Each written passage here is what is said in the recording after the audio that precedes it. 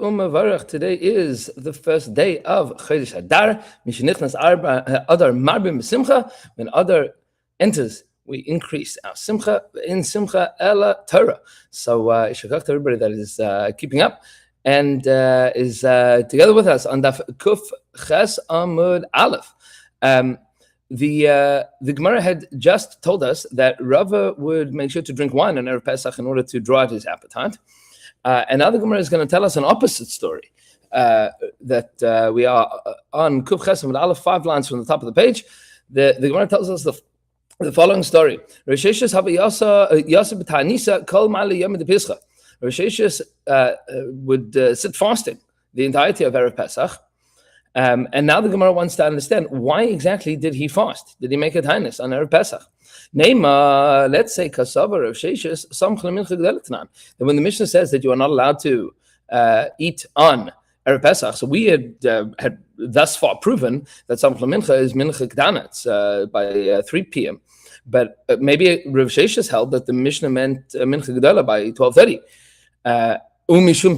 And the reason is because of the Karban Pesach, not because of your appetite later on. And maybe the reason that the Mishnah is saying not to eat from midday is because you're going to end up being distracted and not getting your Karban Pesach done in time. So why would he not eat the whole day? Well, so now comes an additional shita.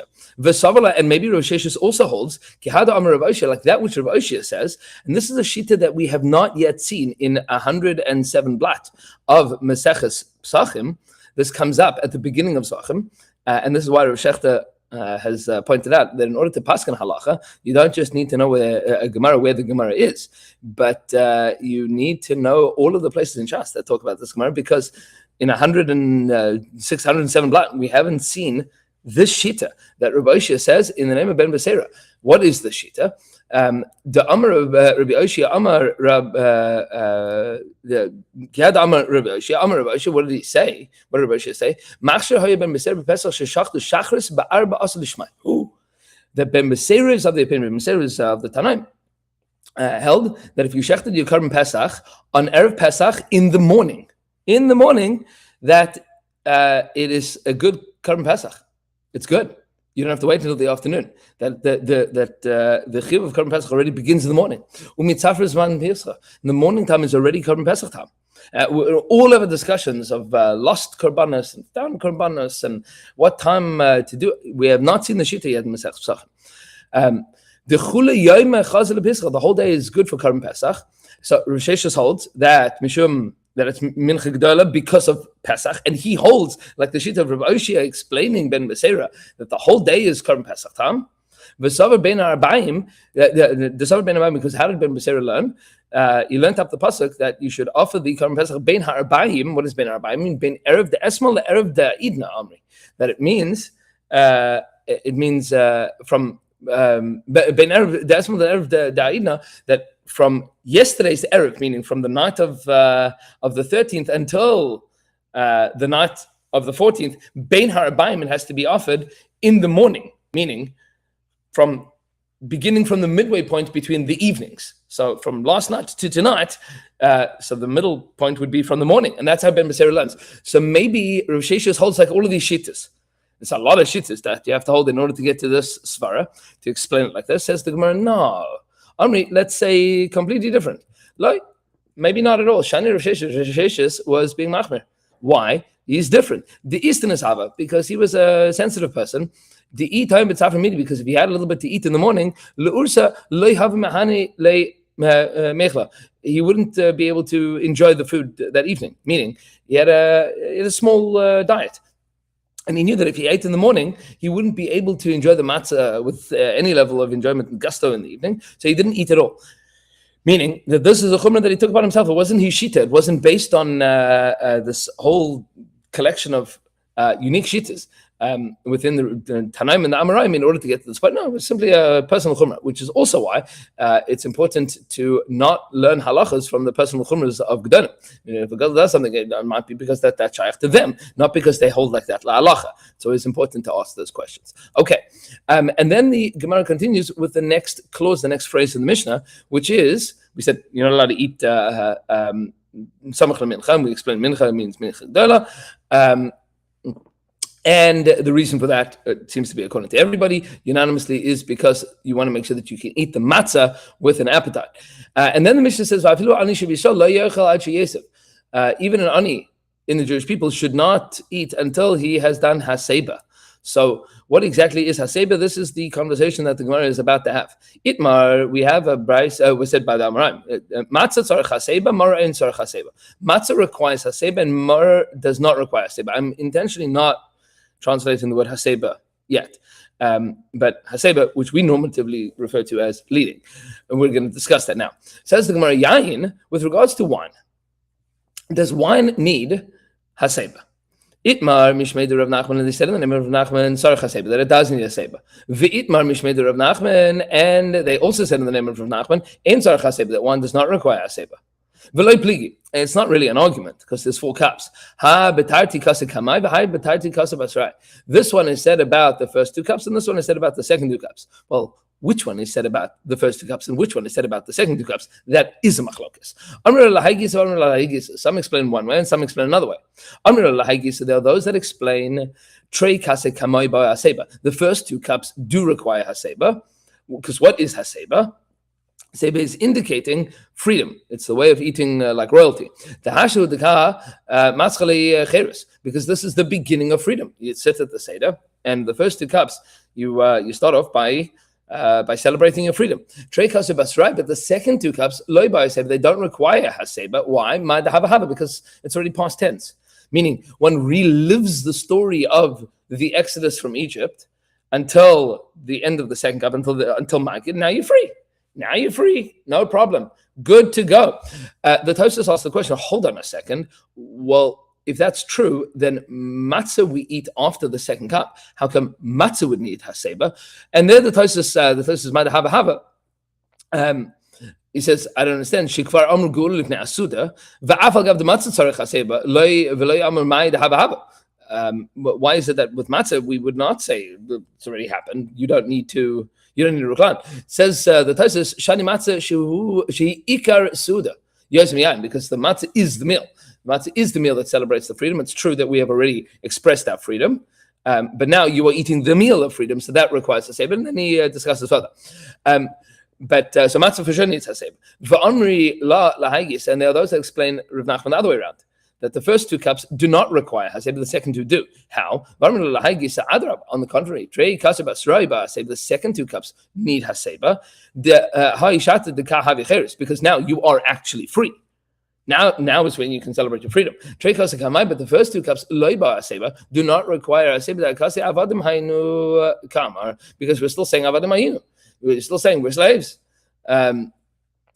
And slaves do not require to, and you're living the experience of being slaves. It's only at the end of the Magid section that you are going to express and experience your freedom.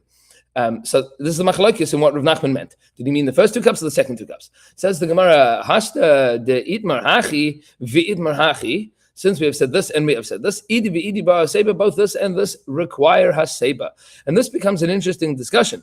Well, this is a din midrabanan. So if we have a safek d'Rabbanan, we should be mekel, and we should say that you don't need to haseba for anything. So the Ran explains here that maybe we only apply the din of safek Rabbanan l'kula if you would still be able to be mekayim the din in some way. But if we would paskin safek Rabbanan l'kula, and therefore, since we don't know if it's the first 2 cups and the second 2 cups, you don't need to do haseba at all, then we've cancelled haseba. So to be mekel on both sides of this would mean that we don't have haseba at all, and therefore you must ensure that we do haseba for all of them. The Tosfos here points out all of them require haseba, that you need to be doing haseba while drinking it. What happens if you didn't? So there's what to discuss there. The Meiri, interestingly, discusses that not only do the cups require haseba, but the text that we say require haseba as well. That it's not just the drinking, but the saying of the things that the cup is on requires haseba. Now, the Gemara continues as follows. Praktan, a person that lies on their back. So what is the definition of haseba? Praktan, a person lying on their back, lo shmei haseba, that is not called haseba. If you're reclining backwards like this, that's not called haseba. Haseba yamin, and leaning on your right hand, lo shma haseba, that is also not called haseba. What is the reason that leaning on your right hand is not considered to be haseba? So the Gemara is about to say, we'll do the next line, and then we'll explain this. And not only that, ella shemiyaktim kana leveshes. Maybe you will put your esophagus, you put your windpipe in front of your esophagus, and you'll end up choking. You'll end up in a dangerous situation. And there's a big machlokes here between Rashi and the Rashbam. Exactly what is that last phrase talk about? So when we say that. When we say that you should not be leaning on your right hand, so what exactly is the rationale behind this? That haseba yam lo shma haseba. So the Rashbam points out here that that in order to be able to eat like a normal human being, most people eat with their right hands. So if you're leaning on your right hand, then how do you eat like a normal person? So you have to lean on your left in order to be able to eat with your right hand. What exactly is the sakana here? So Rashi says that the sakana is only for the praktan, meaning when you're leaning on your back, that's where there would be a concern that maybe you're going to choke. The Rashbam writes that no, the sakana here is if you lean to your left, that somehow or another physiologically you're going to have your windpipe and your esophagus in the wrong places, and if you lean to your left, if you lean to your right, you're going to end up choking. Nafkamina la halacha between the opinion of the Rashbam and Rashi over here is, what would a left-handed person do? A person that normatively eats with their left hand, which way would they lean? According to Rashi, Pashat, that the person with their a person that is left-handed would lean to their right, because that way they'd be able to eat like a normal person. And according to the Rashbam, no, the sakana is still there. So to be able to eat like a normal person, normal means eating in a healthy way. So even left-handed people would lean to the left and eat with their right hand. How do we paskin halacha l'maisa today? So Rabbi Nachman is always a fan of saying that haseba bisman hazeh means not reclining, like, leaning over like this, but it means to eat in a way that is mechubadik and that is relaxed. So you sit at the table like a normal human being, like this. That's called haseba bisman hazeh. That is relaxed and in control and being able to enjoy your meal, eating with your right hand while leaning to the left. People that lean not on something just by leaning, meaning twisting their body or contorting themselves into a way that is not a normal way of eating, are not doing aseba, they're doing the opposite of aseba. That's not a normal way of eating, and the point is to display royalty and nobility and relaxedness and etc. That can only be achieved if you are sitting at the table normally, because we don't have the tray table things that they had in the days of Chazal. And we don't have the couches with the guy with the grapes and whatever. Okay, now the Gemara continues. Isha eitzel bala. What about a wife by her husband? Loi by haseba. She does not need to do haseba because he's the master of the house, and she does not require haseba because in his presence she's not relaxed. So the thing would all be a show. But if she's an important woman, then she does require haseba. The Ramah passes based on the Rabbi and the Ravan that Allah all women today are considered nashim chashuvas. Every wife is an isha chashuva, meaning nobody's wife today stands waiting on them in fear that it would be abnormal for her to recline and relax at the table. Ben Eitzel, what about a son by his father by Aseba? He does require Aseba. They asked the following question: Talmud Eitzel Rabbi Mai. What about a student by his teacher? Tashma, come along and hear from a brisa. Come along here. Sorry, Abaye. Abaye says, Ki havenu bei Mar, when I was in the house of Mar, so not from brisa, but it says Abaye, when I was in the house of Mar, meaning he's talking about Rabbi Bar Nachman. So again, Birchi the Hadadi, we would recline on each other's knees, meaning we would lean over and use our friend as a pillow. When we came to the house of Rav Yosef, and he says, Loi chichisu, You don't need to recline because your fear of your Rebbe should be like the fear of heaven, and you shouldn't be able to sit in a relaxed way eating. Yeah, so the whole thing would be a show, and there would not be a requirement of aseba. The Gemara contradicts this. Hold on a second. Im hakol adam mesev. Everybody has to do aseba with everybody. I feel a Talmud Rabbi, even a Talmud by his Rebbe. Even a Talmud by his Rebbe. So what's Rabbi Yosef talking about? Says the Gemara, no, Kitanya Hai, when that price was taught, Bishulaya Denagri, that's talking about a carpenter's apprentice. Meaning, it's not your Talmud Torah Rebbe, it's your intern guy, right? Nobody's... You have an apprenticeship, so you have covered for him, but it's not moira, it's not fear that you would have in that in the same way. And they ask the following question: Shamashmai, what about a servant, a waiter? He's coming around, he's waiting on your table. Tashma, come along in here. The Amar Rabbi Shimon Levi, he said Rabbi Shimon Levi, Shamash achal kazayis matzah kshu mesev, a shamash that eats a kazayis of matzah while he is reclining, meaning while he was sitting normally at the table. Yatzeh is fulfilled his obligation. Mesev. In loy mesev loy. That implies that if he's doing haseba, then he did fulfill the mitzvah, and if he didn't, then he has not fulfilled the mitzvah. Shma mina comes out from this ba haseba, that a shamash, that even a servant does require haseba, and this practically means that, and this I always point out at the Leil Seder, is when you are eating the matzah and drinking the wine, you have to be sitting at the table. And this often happens that wives or people that are helping in the kitchen, so everybody has a tiny drop of matzah, and then you're like taking the matzah with you as you walk into the kitchen to get the eggs or get the soup or get the whatever else ready. You're not yotze matzah. If you didn't know about haseba, meaning that your kazayis has to be eaten while seated at the table in a covered way. As we get deeper into these halachas of Leil HaSeder, we're going to be able to talk about a lot more halach l'maisa, and everybody should have a beautiful day, a chodesh tov and we will see you tomorrow.